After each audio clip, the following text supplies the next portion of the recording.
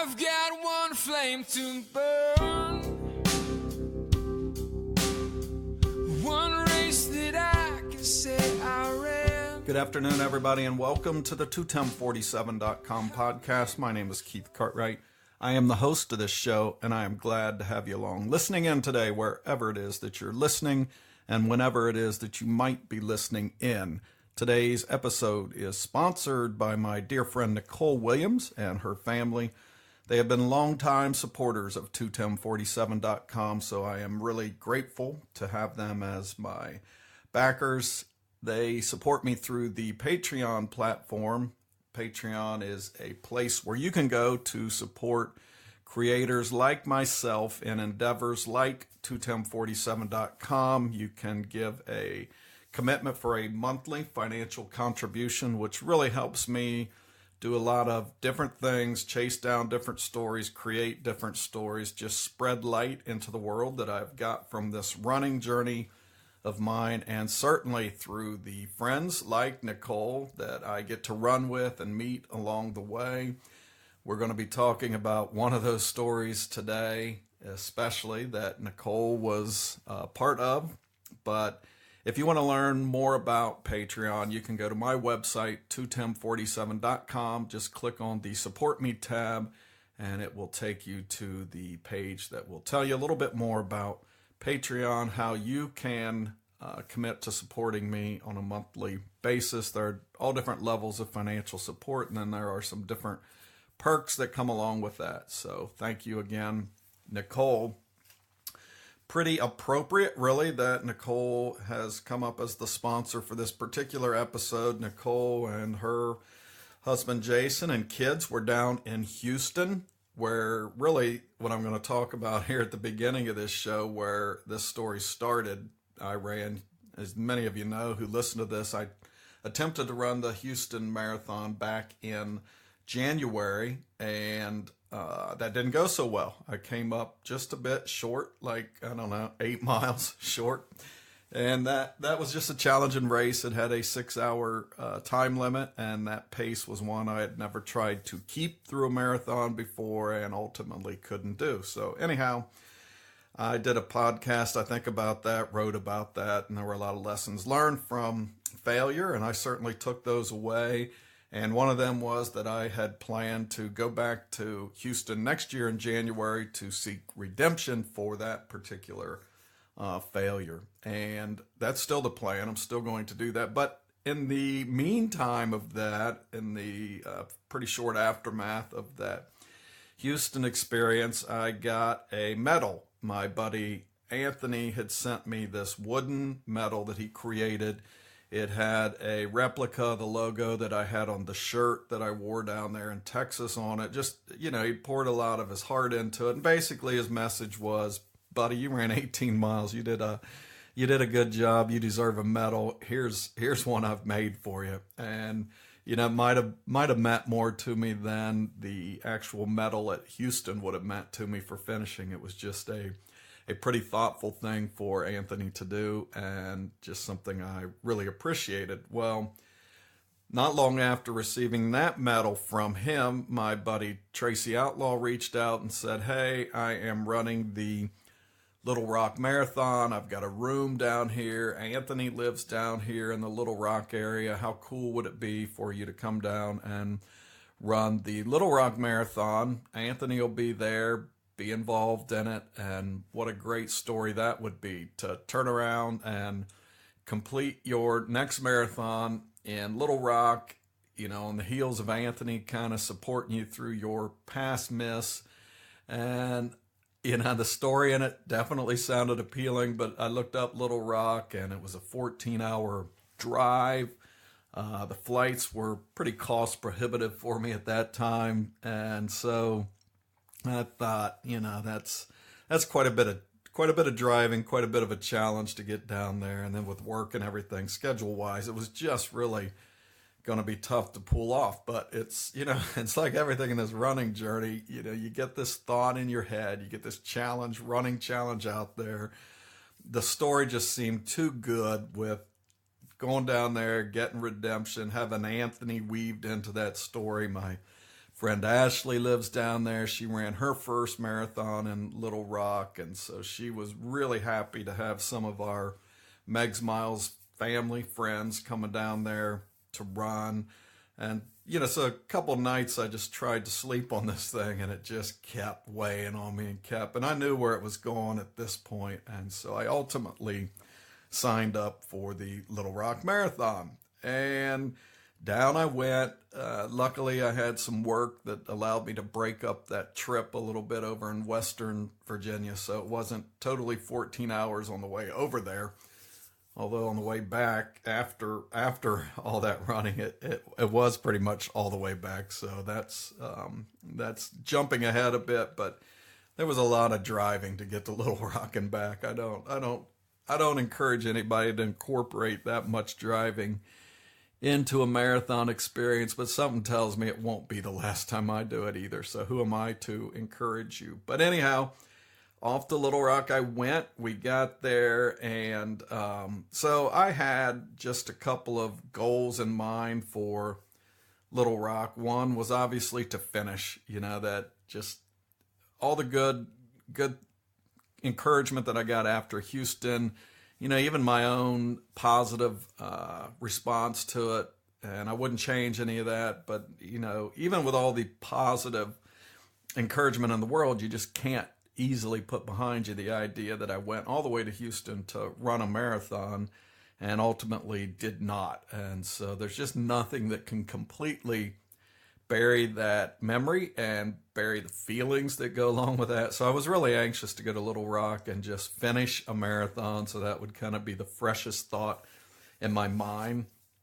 My next goal was I've only completed one other marathon, and that was a 6 hour and 58 minute marathon in Richmond, Virginia in 2016. So my next goal was to beat that time. So to be able to say I ran in Little Rock my fastest marathon ever, with hopes that nobody would ask me, well, how many have you run?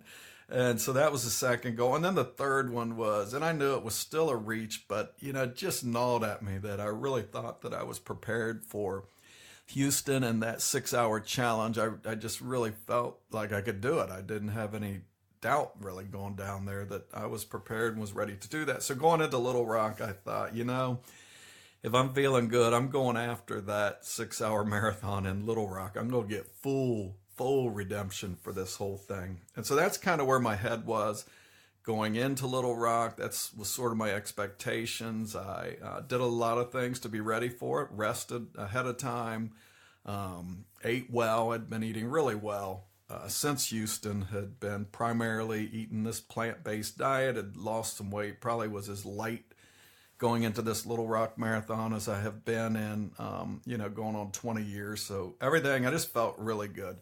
And then it was great to get down there with Ashley and to see Anthony and spend time with them Friday night and Saturday going into the race, and certainly sharing a room with Tracy. That's a lot of fun. Relived some of our New York City Marathon experience where he ran and I watched, and boy, it was kind of those were the good old days. That was a nice arrangement. And then Nicole and her family were there. So we just had a lot of fun. It was a small group, but, folks that got along really well. And, it just reminds me that as challenging as the running is, and as rewarding and fulfilling as finishing races is, and, adding the miles to the resume, there just is nothing like running weekends and being around friends and just sharing these common goals and common accomplishments, and really just being there to root each other on and be a part of it. So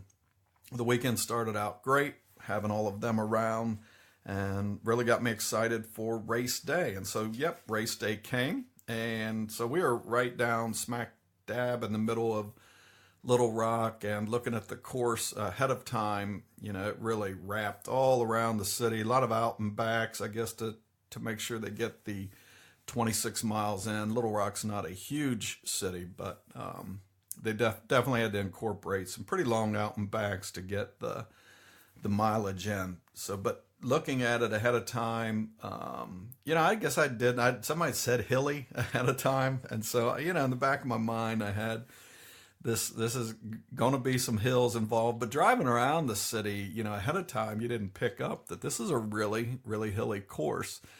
My friend Nicole and Ashley, they went out for a little drive the Saturday before the race and tormented me a little bit. They found one of the hillier parts in Arkansas. I don't know, they drove west and found mountains, but they videoed and sent me this video of them driving up this huge hill and basically told me this is mile 16, 17, 18 as they kept going up and up this hill. So, there were some anxieties going into this thing with that and just knowing there would be some hills. But like I said, I didn't see much of it. So if I don't see it, I can pretend that it's not going to come and just believe that it's going to be a pretty smooth and flat course. That is not what it turned out to be. Not at all. So Sunday morning we took off, start I think 7 o'clock, 7:30, somewhere in there. And it was a little bit damp coming in Sunday morning, but for me that was fine. I dressed really cool, just shorts and tank top, and I think the temps were low 40s, so it was pretty cool to start. But that was one difference I made. I think I overdressed in Houston and probably doing a lot of races, so I thought I'm starting off cold in this one, hoping to feel cold and giving me a lot of room to warm up to. And so at the start, like I said, there was a chilly rain, and it really rained for about the first 8 miles of this race. Really light, nothing that really impeded your ability to keep running, and nothing that really made you feel real uncomfortable. In fact, to me, it felt kind of good. Kept the temperature down a little bit and just kept me in a comfortable range. So, like I said, through the first 8 miles, it rained, and then it kind of let up and cleared. It never really got too sunny. So temperature-wise, it was really to my liking, almost the whole day. And my pace was great. I, knew for the 6 hours, I would have to stay right around 13 and a half minutes a mile, and that's really where I stayed all the way through certainly the first through the half marathon.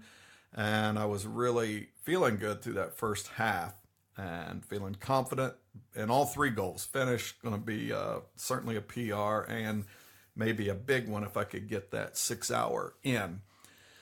But then came the hill, and I knew they were coming. I think it was about, again, at the half marathon, 14, 15 miles, somewhere in there. My friend Nicole was up ahead, and she had sent a text message, said something to the effect that these hills are Run the Bluegrass on steroids. So again, anybody who's followed my running journey knows my thoughts and experiences with Run the Bluegrass. I've done it twice. 32 gently rolling hills that are just not so gentle on me anyhow. So it has kind of become my nemesis race course. So for her to say, and she's run it quite often herself, for her to say the course is Run the Bluegrass on steroids was a bit intimidating because I knew she was several miles ahead of me. So it was a forewarning of what I was about to run into. And did I run into them? Pretty quick, yes. And then that's when it really, I won't say it started to fall apart, but that's when it really started to slow down. It was no more sort of laughing, having a good time. I remember seeing my buddy Anthony at mile 10. He was out there cheering us on. And when I saw him, I felt good. I was lighthearted, gave him a little fist pump, laughed with him a little bit, and I think we even took a picture, which was pretty cool. So I was feeling good at that point. It was like, 16 to go. This is going to be fun. But yeah, then the hills came and away went the fun, and it became a struggle. And I was in familiar territory at this point. When it starts to get hard and you're dreading the next step, it's like, okay, marathon, I am home. This is the kind of marathon I'm used to running. And so it was. There were a couple of really long hills that just zapped it out of me. And about the time that I felt totally zapped, the heaviest rain of the day came. I mean, it was a downpour, and it was, again, I was in up and down hills. And so with all the rain flooding the road, you go down these hills and get into these valleys, and there'd be just big standing puddles of water. And, you step in those, and then all of a sudden you've got just soaking wet shoes and socks. And, mentally, I got into a funk at this point. It was, when you're wet and you're exhausted and it's pouring down rain to the point you can't see, and in your mind you're knowing I've got 9, 10 more miles to go. It's just not a great place to be in a race. It's not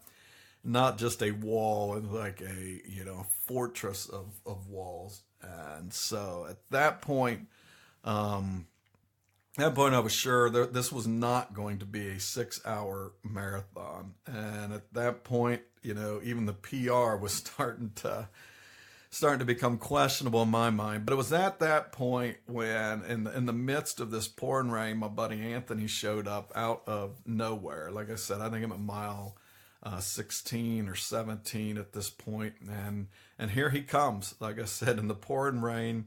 And I don't know how far he'd been running. He said he had got off course and ended up on the half marathon course, and they redirected him, sent him back. So he'd run probably several miles just to get me there. But he showed up. He was one welcome sight. He was just this burst of light and hope that I think I needed at that point.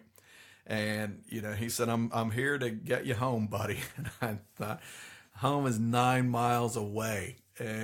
But he was just as confident about that. And I think that's what I needed to hear. I needed to hear his voice that confident. We're getting home. Because that's really, like I said, that was goal number one, get home. If I could just get home, cross that finish line, get that medal, not have to have another story about failing, not living up to what I went to do, I was going to be happy with that, no matter what the time was. And this course had an 8-hour time limit, not the 6 in Houston. So I knew at that point, even if I had to walk, that I could get it done in time. Although I will add, even at that point, because I did a lot of walking from that point on, even walking was starting to become really, really difficult and painful because, like I said, the hills just took it out. And they weren't your gently rolling hills. These were some pretty sharp inclines and long inclines and fairly unrelenting. But with Anthony there, he just stuck by my side, and we motored on, very loose and slow motor, but we motored on, and he hung in there with me for the whole rest of the race. And I saw the 6 hour and 15-minute pace group pass me, and then the 6:30 group pass me. And, so that starts to get a little demoralizing. But in my mind, I knew all I had to do to be happy and, feel good about my race was beat that 6:58. I'd already readjusted my mindset to make sure that 6:58 goal was, at the forefront. So I was watching watching my watch and watching my pace and watching my miles. I was, had calculated in my head if I can just, at this point, crank out 18-minute miles, which I know a lot of you are thinking, well, that's a slow walk. For me, that was a tough clip at that point. It took a lot each mile to get it to that 18 minutes. But I know if I did that, then I would be in well ahead of the 6:58. And so I did it. I stayed on that, and Anthony left me with about 2 miles to go. He wanted to be at the finish line to see me come in, which I really appreciated that. And then shortly after I lost him, my friend Ashley came out, and again, Ashley, this was her first marathon, still quite a big memory in her life. And so for her to come out, and she knew exactly what I was experiencing. She came out with about a mile to go and gave me some cheers and some encouragement and just hung with me there for a bit longer. And then I came to, I guess it's about mile 25 or somewhere into that. There's just one final big hill. And, when you're thinking one to go, but then you look and you see this big hill you have to come up.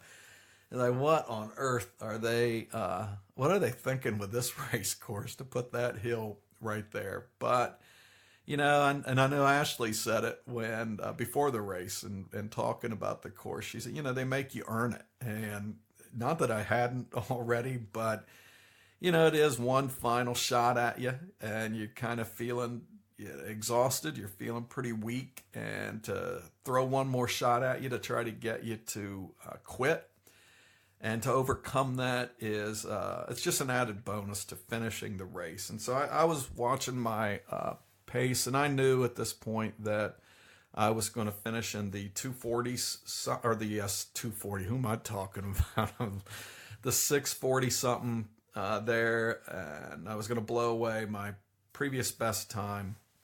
And so I gave it everything I had to get in there, and I did. I ended up crossing that finish line at about 6 hours and 43 minutes, just a little bit over. But, it was a really emotional finish coming there at the end. I don't even know where all that emotion came from, other than I think every time you go out and you do something that in your mind you really don't have the capability to do, and you really have to draw on some force outside of you. I don't ever hide that, I carry God with me through every step of these races, especially at the end when it gets beyond my capabilities and my energies. I certainly draw on my faith in God, and I'm always running for Meg.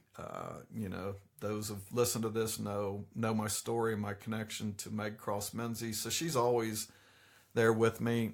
And seeing friends, when you have friends that have texted you all day and messaged you, both my friends who were there in person and the friends who'd followed virtually, telling you to just finish, don't quit, you've got this, that stay by your side all day. It's really emotional to see that finish line. And so I did. I came up, and I did see Nicole and Tracy and Anthony and Ashley leaning over sort of this barricade fence that lined the finish line. And, when I saw them, it got me. That's when I, lost it and had some tears there for a little bit. But it's just such a huge deal to get out there and take something on. Certainly coming in the aftermath of not finishing my first one and finding it to say, I'm going to keep doing these things. Because I'll be honest, when you're 53 and you go to Houston and you can't finish a marathon, you start to wonder, should I be doing this? Maybe I should stick to smaller races. Maybe I'm too old to be doing this. And I'm telling you, I was really wondering, and in the middle of that Little Rock, some of those hills, I was sure I was too old and probably not runner enough to be jumping into these races. But then all of a sudden you're looking up at a clock at the finish line and you've done this thing. And all of these sort of ill thoughts, I always believe, I carry God with me, but I know the devil's trying to talk me out of believing that I can lean on God enough to finish these races, that I've got it in me to do these things. He knows that when I cross these finish lines and get this boost and this belief, that it leads to bigger things. It always does. There's just another story around the corner.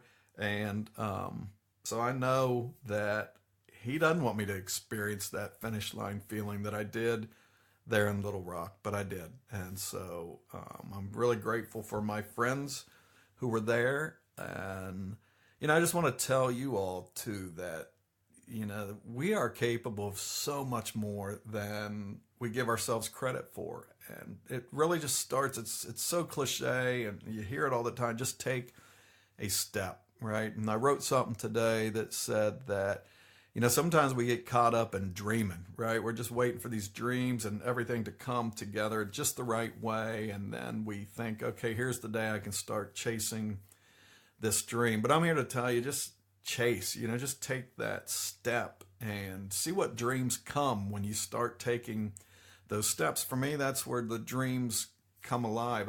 I dreamed of things on that Little Rock course that, I may, chase down here in the year to come, the next couple of years. You think of other races, you think of other challenges, and they were things I never would have thought of if I hadn't been just taking that next step. So there's a lot of dreams to be found in taking a step. Don't wait for things to be just right. If you're somebody that just feels like, I think my life can be doing more, can be chasing more, can be achieving more, then go do it. Just take a step into whatever it is that you're interested in, whatever it is that you feel like is a challenge. And if it's running, then, I'm a big endorser of chasing life through this running. I just think it brings so much to your confidence, your self-esteem. I think it's obviously a very, very healthy thing to do. And so, I'm going to be no quieter about that in the aftermath of Little Rock for sure, because it was just such a big finish line feeling. And so next up on the docket is a date with that Run the Bluegrass in Lexington. I'm really as excited about that race as I've ever been. It's kind of become a litmus test for me.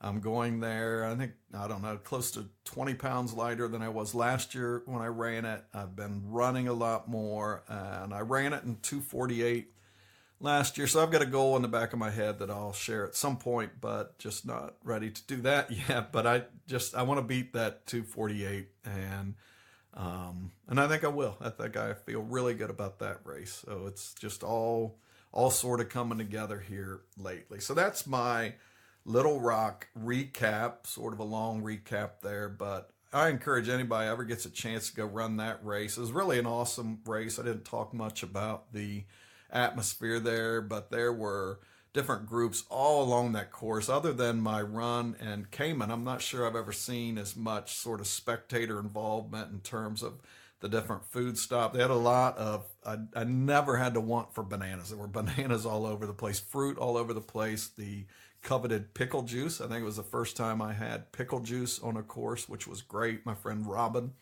always endorses that. So it was really a fun course to do, as long as I was in that atmosphere or in the physical mindset of being able to have fun. At one point, it just got too exhausting, and so all the groups out there, to be honest, became more.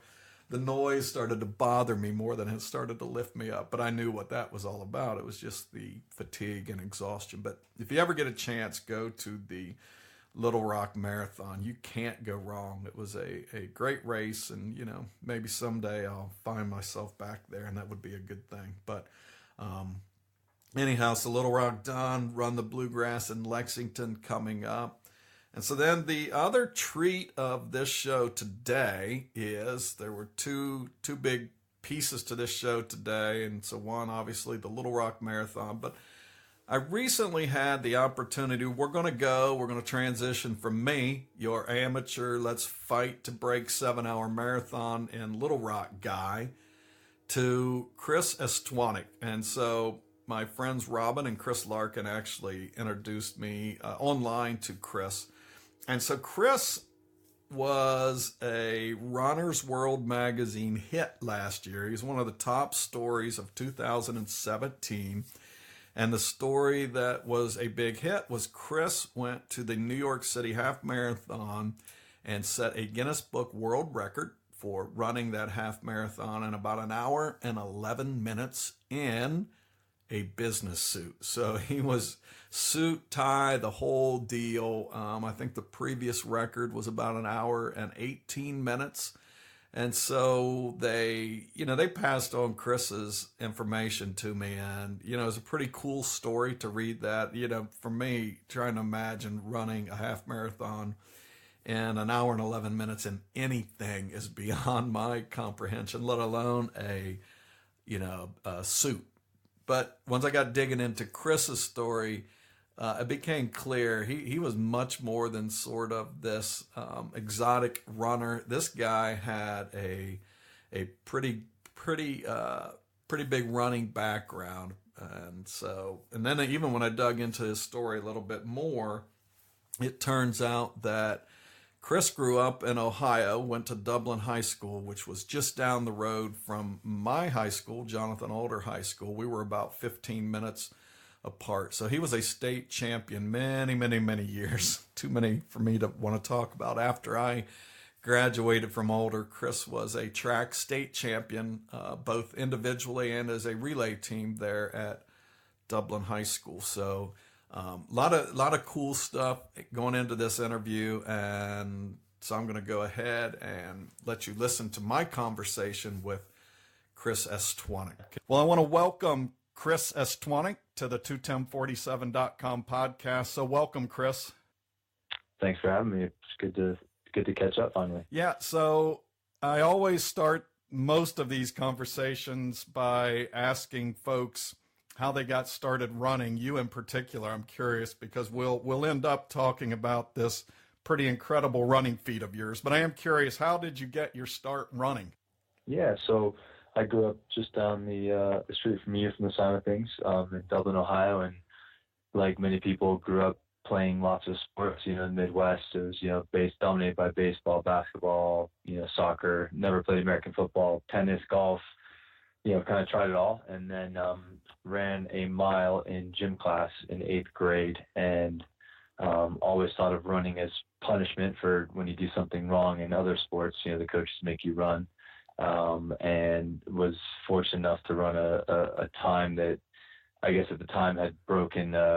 It broke a record of a guy who had just been the high school national champion for the 2-mile run from Dublin High School, and had just gotten a full ride to Stanford for track and field. And so, the coaches kind of said to me, have you ever thought about running cross country and track and field? And I, of course, resisted at first and said, no, I'm an all-star soccer player. There's no way I'm doing that. And then they kind of looked at me and said, you're not an all-star soccer player. You might want to think about putting on the short shorts and going to run cross country when you get to high school. So that's what I did. That's fascinating. So you had no inkling that you were this fast. I mean, we're talking, collegiate fast runner. You had no idea that that's what was going to happen when you broke into that mile that day? I didn't. I mean, I always knew, when you grow up playing, any sports where there's running involved, I do remember, the sort of the proverbial coach would always say, if you get tired, put your hand up and we'll, get a sub in, whether it was basketball or soccer. And I do remember I was blessed with good endurance because I certainly never had to put my hand up. So that's about the only thing, looking back, that I would say hinted at what was to come. Yeah. So, and just so folks are listening know, Chris was introduced to me by my friends, Robin and Chris Larkin, and Chris lives in Bermuda.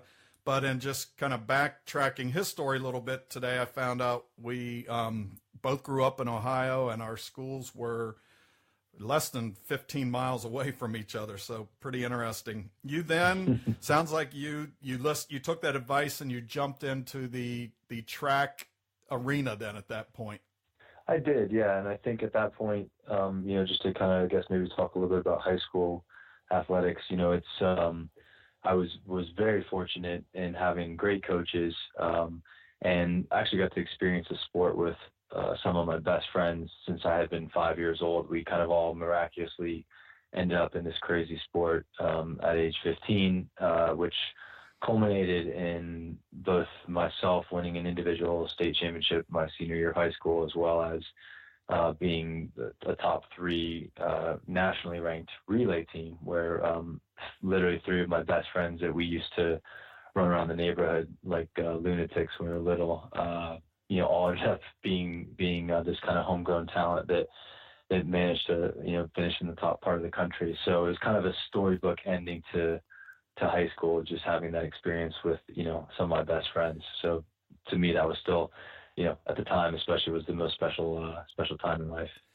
I've got 9 and 11-year-old boys, and they're big into sports right now. But I tell them all the time, I look back on my high school days. I'm a bit older than you. I graduated high school in 1982. But I look back on my sports days, and I always tell them the best memories of sports I have were track and field. I was a sprinter, but I just loved the sport of track because it had a nice balance of you were competing individually, but then it sounds like you really had a close-knit team, and so you didn't lose out on the team aspect running track. Yeah, absolutely. I mean, we'll get into my full story later, but I think that's one of the common things that people forget about, endurance running and track and field and marathoning, et cetera, is that, everybody's really got the same goal at the end of the day. So whether you're the world record holder or as the coach from the Cayman Islands, who Robin and Chris know well, says, whether you're the fastest or the lastest,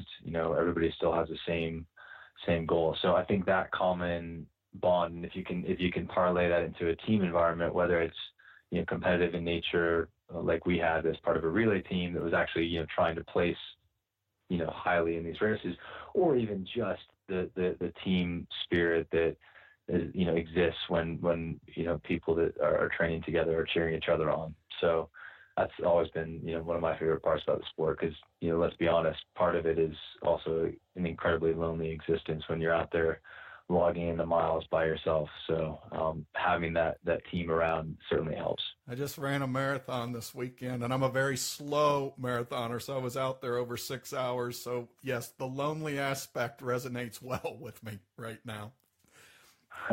So from high school, then you went off to, it sounds like, Wake Forest. Yep, that's right. So there was a path there that was like all people that will listen to this that competed in college athletics. You're an 18-year-old kid, and you think you've got the world figured out, and just school, you balance academics, athletics, the weather, the coaching philosophy, your teammates, etc. All those things that go into your college selection. And I think anybody, again, that listens to this that did compete, particularly in Division I sports where they may have been on scholarship, at the end of the day, it is kind of like a job. And for a lot of people, college is a time to be free and express yourself, and make mistakes and learn kind of who you are.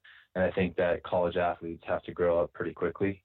They don't have the luxury of sleeping in late or missing training or classes or whatnot.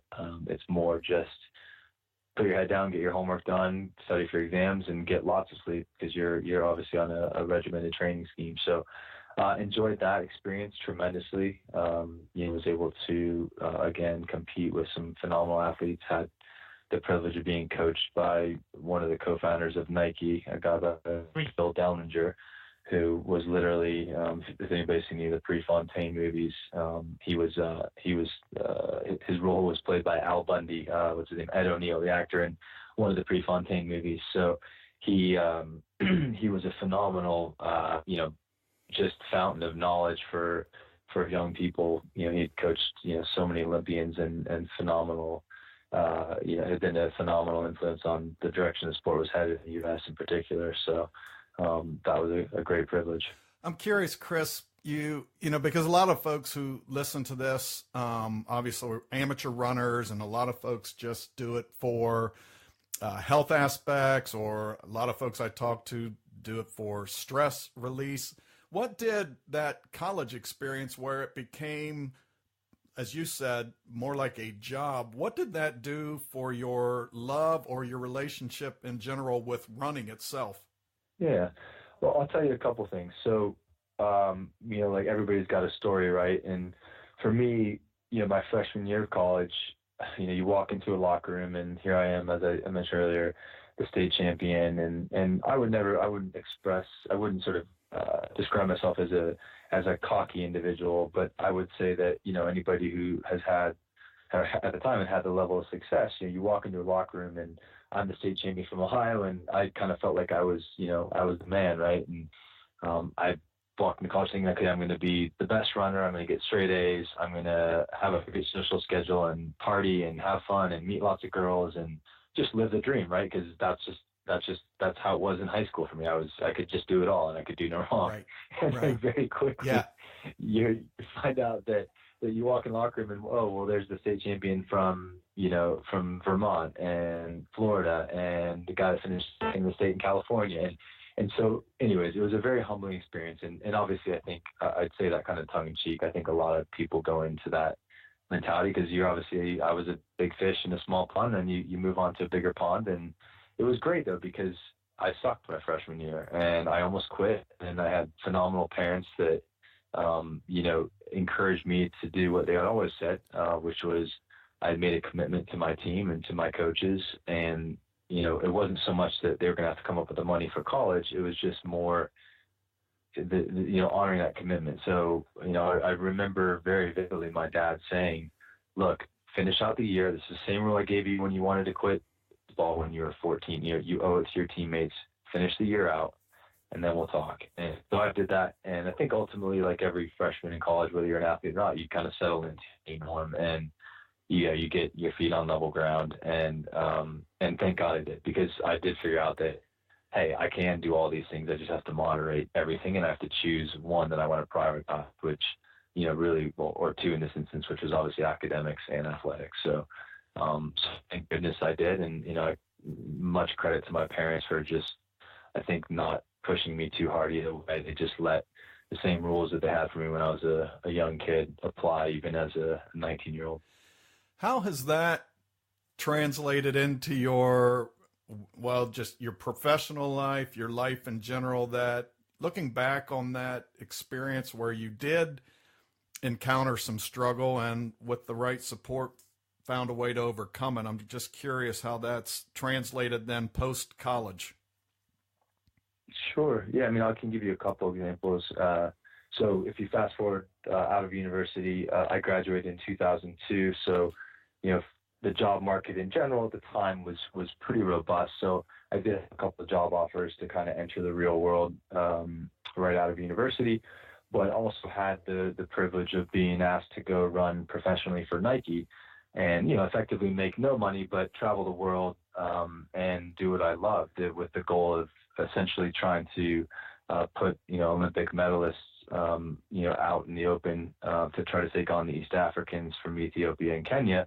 It was a concerted effort on the part of Nike to attract as many, the top college athletes to kind of all train together, live together, and almost have a sort of a mecca of distance runners go to the same place. So I ultimately did do that. And similar to my first college year, my first year as a professional, at that point, I was under no decision. I was the best, person out there. We had, guys that were ranked top 5 in the world. And my event was the mile run, the 1,500 meters. So I knew very quickly that I was in over my head. But like anything else, I still, tackled it with every ounce of energy I could. And my first year, I ended up with kind of the first major injury of my life as an athlete, which was just a fracture. But it sidelined me, and my confidence waned, and I wasn't sure whether I wanted to do that. So I took a little time.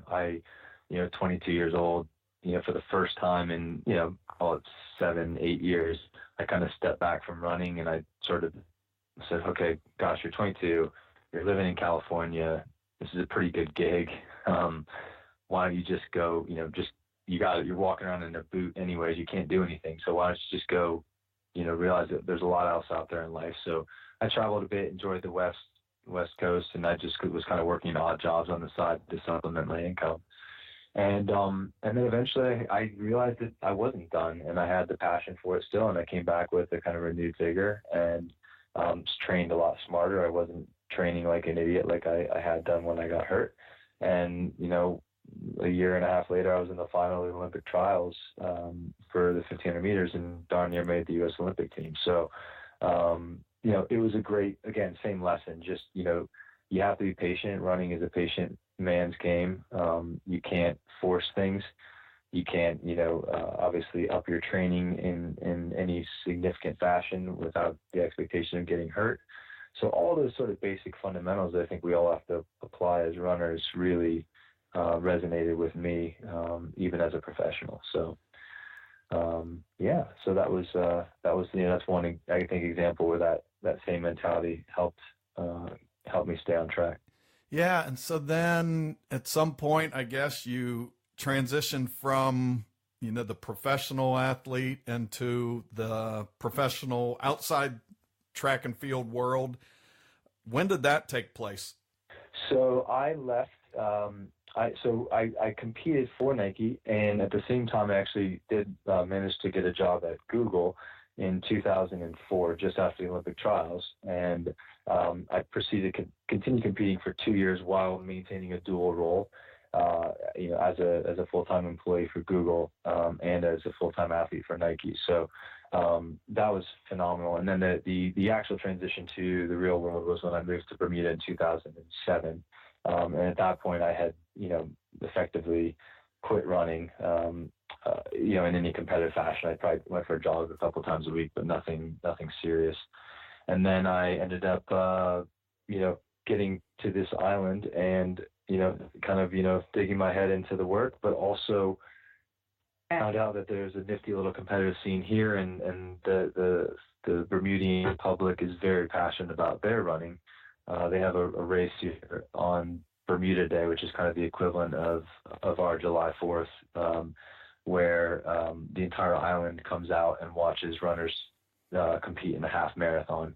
And when I say the entire island, I'm not exaggerating. I mean, people line up, they camp out the night before to get the best spots near the finish line, and they cheer out every runner's name, and it's a phenomenal experience. The atmosphere and the energy is unlike anything else I've probably ever experienced, particularly because it's a small place and everybody kind of knows everybody.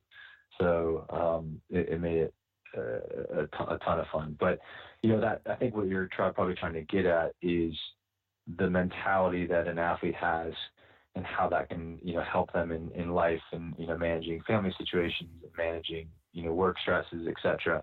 I think it's that same application. It's a grind, right? There's nothing easy. Well, there's some things that are easy about life, but life is a marathon, and I think that people sometimes forget that, and they get so caught up in whatever struggle that they're having at the moment, which in running terms is equivalent effectively of a side stitch, right? You got a bad month, well, really that's a side stitch for 15 steps in a marathon. So if you give up and you start changing who you are, it's just it kind of is a smack in the face of everything we're taught as runners about endurance. So it certainly works out to keep that same approach, for running that you do in your kind of normal life.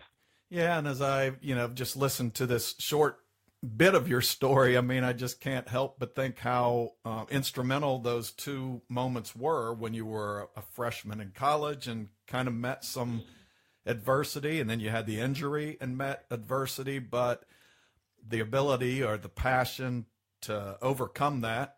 And, I always say, I think that's just so much of the running journey that does transition to life. It's, being a good runner, being a runner that just finishes whatever the goal is. So much of that is rooted in those hard training days, those days you mess up and don't do as well, but decide I'm going to get back after it tomorrow. It sounds like a lot of that perseverance, that grit, that stick-to-itiveness, well, it sounds like a lot of it was helped built into you by your parents, but then you found ways to exercise that. Absolutely. There's no doubt that's a huge component of it. And I think, that's, you mentioned my parents, and there's been a number of people that are instrumental, and there's sort of those moments where you get inspiration from people. And, for me, I guess the other thing going back is, growing up, I grew up next door to a young man who was 2 years younger than me, but was kind of, like everybody's got their neighborhood kid that they hang out with. And in my case, his name was Brian. And, the main difference between Brian and I was that he unfortunately was born with muscular dystrophy. And so, in the cruel irony of life, here I was growing up to be this, this runner guy that went off to do all these things. And about the time I found success in running was when he was confined to a wheelchair for the remainder of his life. And sadly, he passed away, much too young at 21. But, that wasn't lost on me. I think at a young age, I probably grew up pretty quickly, and I matured to understand the gift that I've been given. And Brian was, a huge part of that. So, yeah, I think I mentioned to Robin and Chris, some of those people look at elite runners who, again, in my case, ran for the U.S. and got to do all these cool things. But at the end of the day, I really was actually that scientific. I'm not going to sit here and try to lie to you and say that I ate perfectly and I didn't drink and I, slept the right amount and all that stuff. Certainly I tried to take care of myself, but I think I'm more of like an inspirational runner. I think I was inspired by other things in life that, got me out of bed every day to do it, as opposed to the actual. There's some runners I think that, that you may have spoken to or that people run into at races that are just very, very, very meticulous about everything they do. I've actually taken more of a laid back approach, and, maybe I left a little bit of the talent that I had on the table, but my mental well-being as an athlete was best off the way that I approached it, which is I was grateful to be doing it every day. And, at the end of the day, they're supposed to be fun, even under the pressure-packed, races that I ran in at kind of the height of my career. No, I find that powerful. I mean, just because a guy like me can relate to that. I've never been in your shoes as an elite runner or an elite athlete at all. But, I think every time I get out there and run, like I said, running that marathon this weekend, it was solely on, I trained, but it was solely on just this gratitude that I have at 53 years old to be able to be out there and do it. Certainly a lot of people, that I run for and try to promote their causes, that's what drives me. So it's interesting to hear you found similar drive as an elite athlete. So Chris, Absolutely. I want to jump into this because I know we don't have a lot of time. So the big headline, if you Google Chris Estwanik, you'll get a little biography there about Wake Forest, but you'll also see pretty quickly come up that you were, and I want to ask if you still are, but I know back in March 2017, you set the world record for a half marathon wearing a business suit. Yes, I'm guilty of that. Yeah. Which, probably as you've gleaned from the interview so far, I mean, I'm actually a pretty serious guy at heart, and I think a lot of people that have known me for my entire career were probably a little surprised at that move.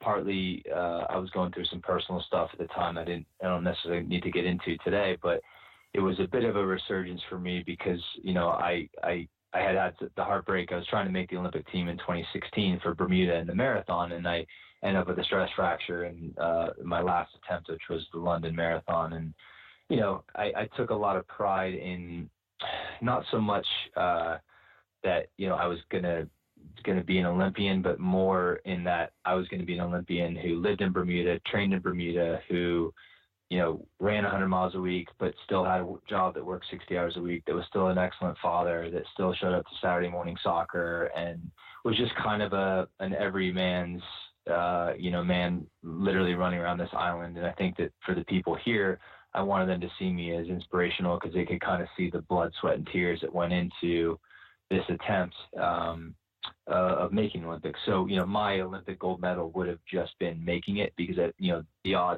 the odds were stacked against me. I do a lot of entertaining for my job, so I've got a lot of late night dinners, and I was basically burning the candle at every end in life, and I think at the end I thought my reward was going to be actually making it, and all the times were there to do it. I'd run some incredibly fast half marathons that showed that my time was there, and the whole inspiration for even doing the Olympics was I ran the Boston Marathon in 2013, the year of the bombing, which everybody's familiar with, and that was my second marathon, and I just missed the Olympic standard by about at the time about 20 seconds. And someone said to me, "Well, clearly you have to go for Rio now that all the signs are there. This with what happened that day." And so I took that to heart, and I started training really hard. So anyway, I didn't mean to get into that, but that was kind of where the disappointment stemmed from. Right. So I had two knucklehead buddies that said to me, "Hey, look, you're not in the best shape you ever get. You're not going to PR in the half in New York. You can go out and run 107 or 108, and you'll finish 15th or what, and have a good run, and you'll be happy. But it's not going to be like a life-changing experience for you. So have you ever thought about this?" And they kind of teased me a bit, and they put the article out there that was in Runner's World at the time about this guy who had run, I think, 117 or 118 and a half. And basically, I almost came out, and I didn't even bring a suit with me to New York when I got on the plane. And I came out of the number pickup, and they're like, "All right, it's now or never." And I went across the street to a men's shop and bought a suit and walked in, and you should have seen the look on the person's face when I said, can you show me your most flexible, business suit? And they said, "What do you mean by flexible?" And I said, "Well, this is New York. You probably get some characters in here, but flexible enough to run a half marathon in." And the guy just looked at me like I had two heads coming out of my neck. And 5 minutes later, I had the suit on, and I was doing strides up and down the aisles of the store, and all the salespeople were laughing at me. And but then I woke up the next morning and pinned my number to the suit, and off we went. And And, truth be told, it wasn't, it kind of blew up and got, a lot of publicity, I think, as a Sports Center. And there was some Facebook meme that people made, and, and then Runner's World got wind of it. And it was a lot of fun, but there was certainly not an attention grab for it. But I think that maybe this is kind of the heart of what we should gravitate towards today is that, again, serious guy, suffered some disappointment in life, had been at the highest levels of sport, and was kind of on his way out. I think that was kind of my swan song. Let's have a little fun. It's supposed to be fun at the end of the day. And I think people gravitated towards the story.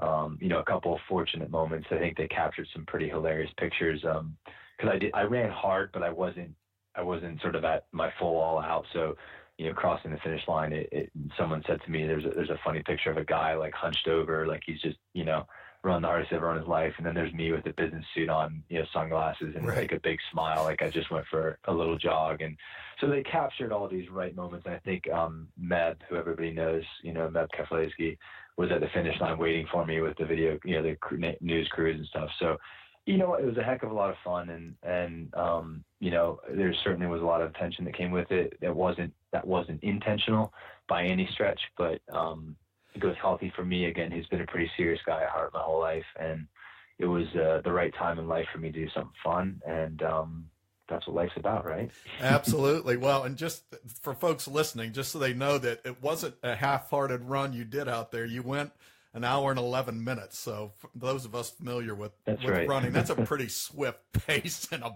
a business suit. So, and I think you finished 55th overall. So that, fun, but still extremely impressive. I read in the article, Chris, you said, I'm a guy that doesn't take much to accept the challenge. Do you think that's just part of who you've always been? Do you think that's what kind of led you into this sport and this, you seem to gravitate towards challenges? I think so. I mean, it's kind of an appropriate timing. If everybody noticed this weekend, it made quite a bit of headlines for those that follow the sport of running, but Sir Roger Bannister, who was the first sub 4-minute miler, passed away this weekend at age 88. Obviously, he was a trailblazer for many people, and that's one of the accomplishments I'm probably most proud of, is that I'm on that list of Americans who have done the sub 4-minute mile. And, that was a big thing that he did for the world, just to almost show that, things that most people think are impossible can be possible. It's a very sort of, it's a special process I think we all go through when you set a goal and fall flat the first couple of times, and eventually you break through it. And so whether it's a world-class time or, just a personal goal to break your personal best, it's still the same exact feeling of elation, I would argue. And my fastest days are behind me, but I still every day try to do little mini accomplishments that get me excited again. So I've transitioned into a little bit of cycling as my body's kind of aged a bit, and the years of running have not been kind to me, so the injuries have mounted up a bit. But you know what, just little things that I think I physically have to push myself every day, or I go a little bit crazy. I think it's just embedded in my DNA at this point, probably a little bit chemical as well. It's incredibly important to me. So, but yes, I accept many challenges. When people tell me things can't be done, I don't like to hear that. So within reason, I'll accept nearly any bit. Yeah, no, well, and it sounds like life has served you well with that idea. I appreciated what you said a minute ago. Like I said, I ran the Little Rock, Arkansas marathon this weekend, and I've only run 2 marathons. This was my fastest, and I was at tears at the end, even though I was well near the pack. Awesome. But it was, it was an accomplishment, far from elite, but it was elite for me. And I think that's what folks, you kind of take this thing on in your own sort of arena, I guess. Well, I'm going to let you go, Chris. I know you're busy, but if you could give all those runners out there just one piece of advice who aren't elite, coming from an elite guy, what would you tell them, Chris? Well, I'll tell you, I mean, I think that, use running for whatever you need it for at that point in life. So whether things are going well, embrace that time to maybe set some big goals. And, if things aren't going well, you still got to lace up your shoes and get out there every day that you can, because it, can help with a lot of different healing elements. And there's a great article that just came out yesterday, a lot about mental well-being. And it was by a gentleman named Kevin Love, who's a Cleveland Cavaliers basketball player. and it kind of is entitled that, everybody's going through something. And I think that we all have our demons. We all have our highs and our lows in life. And sometimes, in the world of social media and glamorization of professional athletes and singers and actresses and, rich business people, etc., even those people are going through something. So I just think having something like running to be in your own head and to sort through, the issues in life, it's a pretty special place to do it, and it's an awfully healthy thing to do as well. So, I just encourage people to never give up, and I think that's served me well in life, and that's the plan I have until I can't do it anymore. Yeah, buddy. Well, hey, I am really, really grateful for you giving me some time today, giving us some time, because I know a lot of people listening to this are going to really, really enjoy it and buy into your story. So great job on that. Hey, I did want to ask, do you still have the record, or has that record been broken since? I think I do. I think I may have put it on the map, so it's only be a matter of time. But as many a great coach has said, records are meant to be broken. So yeah, I want to make sure it's still out there before I went and bought a suit.